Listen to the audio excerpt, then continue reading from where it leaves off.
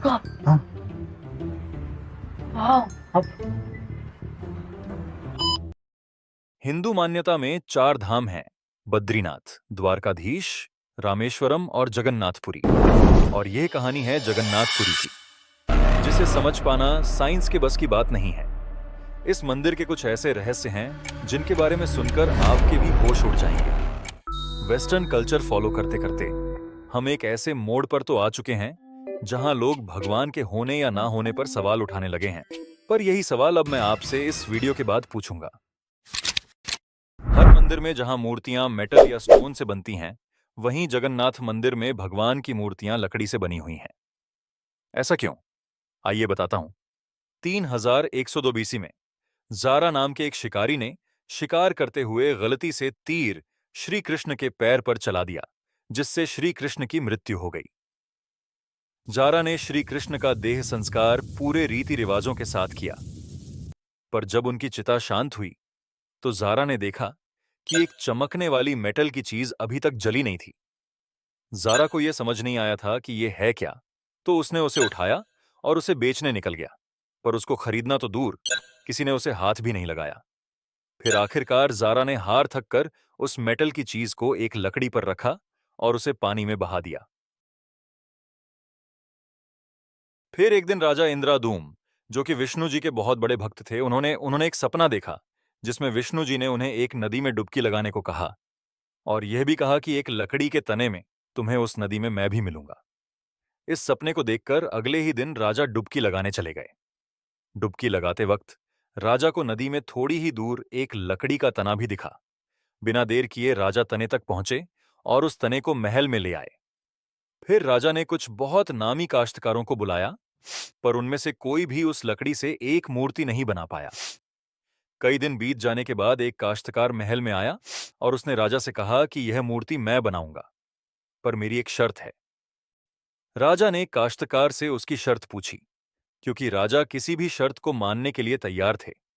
तो काश्तकार ने कहा कि यह मूर्ति बनाने के लिए मुझे पूरे 21 दिन का समय चाहिए और मैं चाहता हूं कि 21 दिन से पहले ना तो कोई मुझसे बात करे, ना मिले और ना ही मेरे किसी भी काम में विलंब डाले। राजा ने खुशी खुशी ये शर्त मंजूर कर ली। मूर्ति बनाने का काम शुरू हुआ। रोज मूर्ति बनने की आवाजें भी आती थीं, पर धीरे धीरे वह आवाजें बंद हो गईं।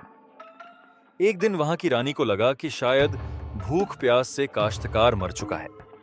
इसीलिए उन्होंने जहां मूर्ति का काम चल रहा था, उस कमरे के दरवाजे को खुलवाने की इजाजत मांगी और राजा को उनकी बात माननी पड़ी। जैसे ही दरवाजा खुला तो उन्होंने यह देखा कि वहां कोई काश्तकार था ही नहीं। सिर्फ और सिर्फ 3 मूर्तियां थीं: भगवान जगन्नाथ, उनके भाई बाल भारती और उनकी बहन सुभद्रा की। और उन्हीं मूर्ति में वह मेटल वाली चीज भी रखी गई थी, जो कि कुछ और नहीं, श्री कृष्ण का धड़कता हुआ दिल था। यह कोई नॉर्मल ह्यूमन हार्ट नहीं है, यह हार्ट एनर्जी ट्रांसमिट करता है। सिर्फ यही नहीं, हर 12 साल में एक बार भगवान की नई मूर्ति स्थापित की जाती है और भगवान के दिल को उस मूर्ति में शिफ्ट किया जाता है।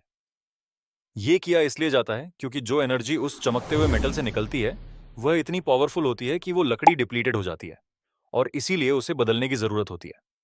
बट इसे बदलने का प्रोसेस भी इसी की तरह बहुत इंटरेस्टिंग है। हर 12 साल में एक दिन ऐसा होता है जिस दिन मंदिर में किसी को एंट्री नहीं मिलती। पूरी शहर की बिजली काट दी जाती है। मंदिर के मेन पंडित की आंखों पर पट्टी और हाथों में बड़े और मोटे ग्लव्स पहनाए जाते हैं और अंधेरे में इस दिल को निकालकर नई मूर्ति में फिर से स्थापित किया जाता है। जिन पंडितों ने इतिहास में यह सेरेमनी करी है, उनका कहना है कि उन्होंने देखा तो कभी नहीं, पर इस चीज को, जिसे हम ब्रह्म पदार्थ भी बोलते हैं, उसे हाथों में पकड़ने पर ऐसा लगता है जैसे जिंदा खरगोश पकड़ लिया हो। माना यह भी जाता है कि अगर किसी ने ब्रह्म पदार्थ को देख लिया तो उसकी मौत उसी समय निश्चित है। इसीलिए बिना आंखों पर पट्टी लगाए किसी को भी यह सेरेमनी करने की परमिशन नहीं है। इस मंदिर के ऊपर एक झंडा है जो साइंटिफिक लॉ के बिल्कुल विपरीत चलता है। जैसे कि हमें पता है कि जिस डायरेक्शन में हवा चलती है, पतंग भी उसी डायरेक्शन में उड़ती है और झंडा भी उसी डायरेक्शन में उड़ना चाहिए।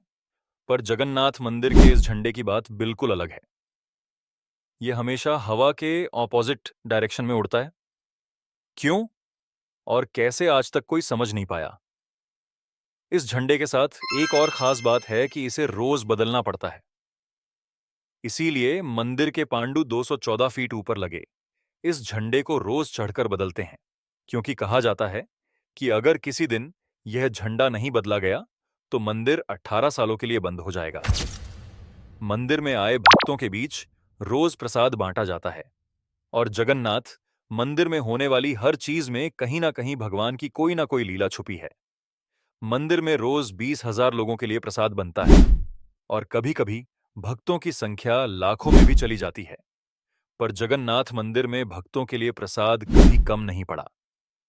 दिन भर मंदिर में प्रसाद बांटा जाता है, पर कहते हैं कि आज तक इस मंदिर में एक भी दाना प्रसाद ना कम पड़ा है और ना ही व्यर्थ गया है।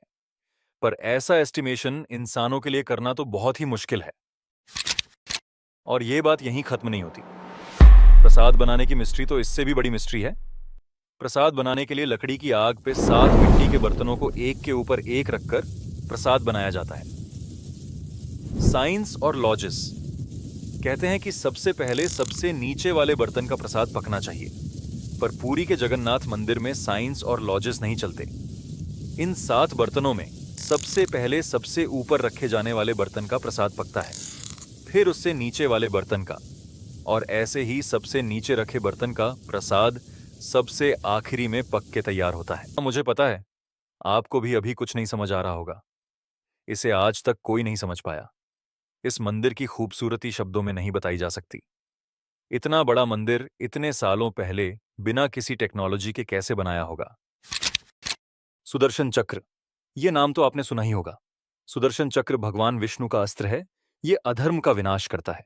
जगन्नाथ मंदिर के टॉप पर एक सुदर्शन चक्र है और उसे आप जिस भी डायरेक्शन से देखोगे उसकी फेसिंग आप ही की तरफ होगी। भगवान जगन्नाथ, जिनके नाम का मतलब ही जगत के नाथ हैं, इनके मंदिर में लाखों श्रद्धालु अपनी आस्था और प्यार भगवान के लिए लेकर आते हैं। पर इस मंदिर में सिर्फ हिंदुओं को दर्शन करने की अनुमति है। किसी भी और धर्म के इंसान को दर्शन बाहर से ही करवाए जाते हैं और दर्शन करवाकर भेज दिया जाता है।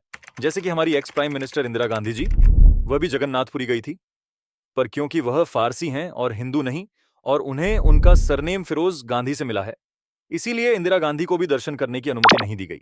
सिर्फ यही नहीं, 2005 में थाईलैंड की प्रिंसेस महाचक्र सिंधु को भी जगन्नाथपुरी टेंपल में एंट्री नहीं दी गई थी, क्योंकि यहां फॉरेनर्स अलाउड नहीं है। उनके लिए अरेंजमेंट्स की गई थी और दर्शन बाहर से ही करवाए गए। 12वीं सदी से बने हुए इस मंदिर को स्विट्जरलैंड की एक महिला ने 1,78,00,000 रुपए का चढ़ावा भी चढ़ाया। ये मंदिर में चढ़ाया गया अभी तक का सबसे बड़ा चढ़ावा है। पर फिर भी क्योंकि वह हिंदू नहीं है, दर्शन उन्हें भी बाहर से ही करने पड़े। हमारे ही धर्म की इतनी सारी बातें हैं जिसके बारे में हमें कुछ पता ही नहीं। हम आंखें बंद करके किसी भी कल्चर को, किसी भी ट्रेंड को फॉलो करते जा रहे हैं। हम भूल गए हैं कि हम एक ऐसे धर्म से जुड़े हैं जिसने दुनिया में संस्कृति, सभ्यता, परंपरा और संस्कार को हमेशा जिंदा रखा है। हर साल पुरी में जगन्नाथ जी की रथ यात्रा भी निकलती है। ये 9 दिन का त्योहार होता है जिसमें भगवान श्री जगन्नाथ, देवी सुभद्रा और भगवान बाल भारती की यात्रा निकलती है, क्योंकि भगवान इन 9 दिनों में प्रजा के बीच आकर प्रजा के सुख दुख को खुद देखते हैं। और इस यात्रा में लाखों करोड़ों भक्तों की भीड़ हर साल हिस्सा बनती है। जगन्नाथपुरी मंदिर की मिस्ट्रीज यहां खत्म नहीं होती। और भी बहुत सारी कहानियां हैं जो हम नहीं जानते, जैसे कि हर साल भगवान 15 दिन के लिए बीमार पड़ते हैं और भक्तों के लिए मंदिर में दर्शन बंद कर दिए जाते हैं। पर बहुत कम लोग जानते हैं कि ऐसा क्यों होता है। आई होप आपको ये वीडियो देखकर अच्छा लगा होगा। मुझे